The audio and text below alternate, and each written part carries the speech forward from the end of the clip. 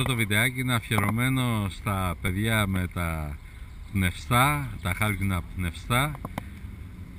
Είμαστε στο Burgdorf, 200 μέτρα πιο πάνω από το Σπάντα το μαγαζί, το μουσικό μαγαζί. Είναι η μουσική σχολή του Burgdorf και ακριβώς απέναντι από τη μουσική σχολή του Burgdorf είναι ένα ωραίο μπαράκι κάτω από τα δέντρα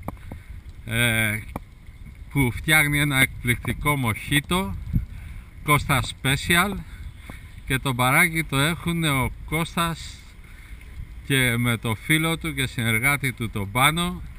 Γεια σου Κώστα, γεια σου Πάνο.